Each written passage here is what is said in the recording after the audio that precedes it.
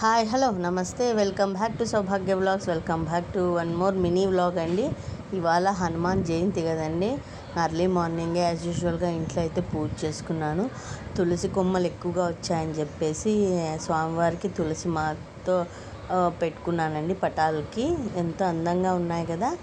అలాగే ఇక్కడ మనకి బైపాస్లో స్వామి ఉన్నాడండి. బళ్ళారి బైపాస్లో ఇట్లా సైడ్కి ఉంటుంది స్వామి. కొన్ని ఏళ్ళ నుంచి పెట్టారు ఇక్కడ.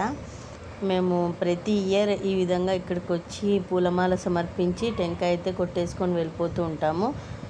మా వాడైతే డోర్ వేస్తున్నాడండి. మాటికి పిల్లోడు చూడండి ఎంతో మూర్తిభవించిన ఆంజనేయ స్వామి. ఇవన్నీ వేడుకుంటే జరగందంటూ ఏది ఉండదండి. మనస్ఫూర్తిగా వేడుకోవాలి. ఆయన నుంచి మనం నేర్చుకోవాల్సింది బలంతో, బుద్ధి బలంతో పని చేసుకుంటూ పోవడమే.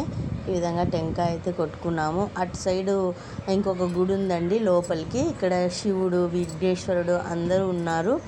ఇక్కడ అర్చన చేయించుకొని టెంకాయ కొట్టించుకొని పోదామని మళ్ళీ వచ్చామండి ఇంకొక గుడికి.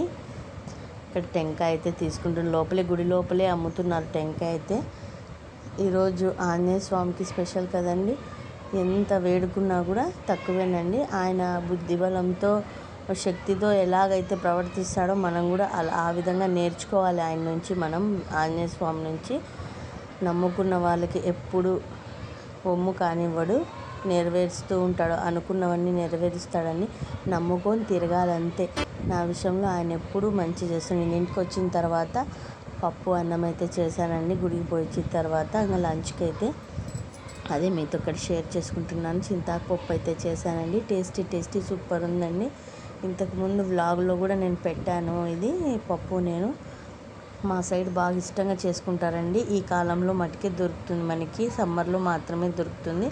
వేడి రైస్ అయితే వండేసాను. ఓకే ఫ్రెండ్స్, మరొక మంచి వీడియోతో కలుసుకుంటాను.